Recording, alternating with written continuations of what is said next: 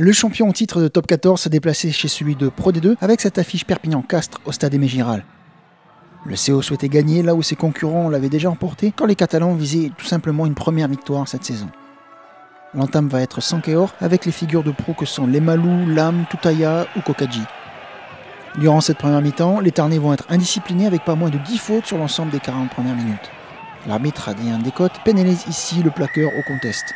C'est la reprise du championnat et la mini-trêve automnale et chaque acteur doit retrouver ses bonnes vieilles habitudes. L'ouvreur-buteur irlandais, Paddy Jackson, va donc ouvrir le score de cette pénalité et voir l'USAP mener 3-0 plutôt logiquement.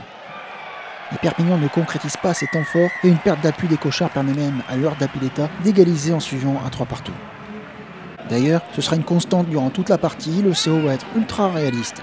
Une touche de Jeneker va trouver Girondeau au fond d'alignement qui sera lui aussi un poison dans le jeu au sol durant toute la rencontre. Le groupe pénétrant se forme et domine le pack du sapiste, également dominé en mêlée fermée et sanctionné lors de ce match. Une faute de Lam, le talonneur, se transforme en avantage et les hommes d'Urios vont en profiter avec efficacité. L'Ordapilleta tape au pied vers les extérieurs et trouve son allié Martin Lavaux esselé. Ce dernier a l'intelligence de servir sur son intérieur l'arrière Scott Spedding qui marque dans le confort.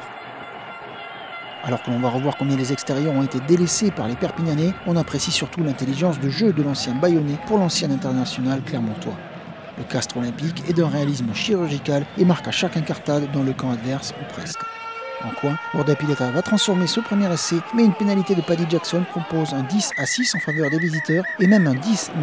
Alors que les joueurs de Lanta, Arletaz et Freshwater n'ont pas profité de leur supériorité numérique avec le carton jaune de Jeneker pour marquer un essai, ils vont à leur tour être sanctionnés.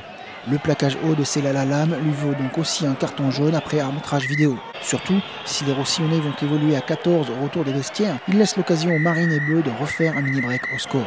Le gaucher Ordapilleta ne manque évidemment pas l'occasion de permettre un +4 au score avec un tableau d'affichage de 13-9 en faveur du CO.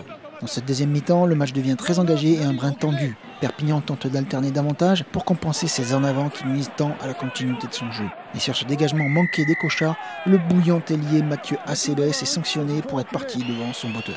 L'heure de jeu est là et Benjamin Ordapilleta aussi et toujours. Le fidèle lieutenant sud-américain de Christophe Urios signe son retour de blessure de cette nouvelle pénalité qui prive virtuellement les USAPistes de bonus défensifs. Mais à 16-9, les Catalans ne veulent pas lâcher les armes. Le coaching leur fait du bien en mêlée et dans le jeu.